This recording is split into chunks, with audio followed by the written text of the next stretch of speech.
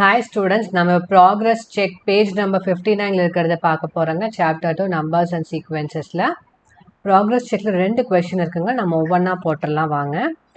First question என்னன்னா the common difference of a constant arithmetic progression. Constant arithmetic progressionங்கிறது உங்களுக்கு திருப்பி same terms தான் வரும். So இப்போ example இப்போ 3 arithmetic progression எப்படி இருக்கும்னா 3, 3, 3, இந்த மாதிரி இருக்குங்க. The constant arithmetic progression. So இதோட common difference வந்து பார்த்தீங்கன்னா 3 minus 3 will be 0. Whatever consecutive two numbers நீங்கள் எடுத்து subtract பண்ணீங்கன்னா 0 தாங்க கிடைக்கும். So constant arithmetic progression ஓட common difference எப்பயுமே 0ங்க. சரிங்களா? So இதுதான் first one ஓட answer.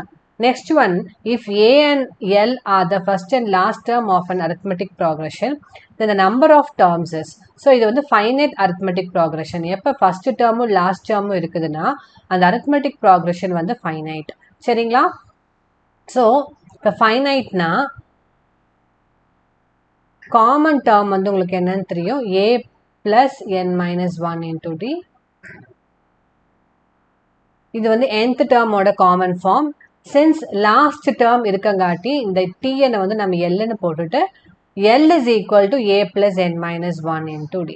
இந்த Aங்கிறது first term, L வந்து last term, D வந்து உங்களுக்கு common difference. இதில் நம்ம n கண்டுபிடிக்கிறதாங்க number of terms. So, L minus A is equal to n D minus D. ஓகேங்களா? So, L minus A plus D is equal to ND.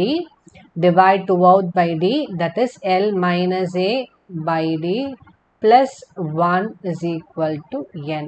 So, this is N order formula. Then the number of terms will be L minus A by D plus 1.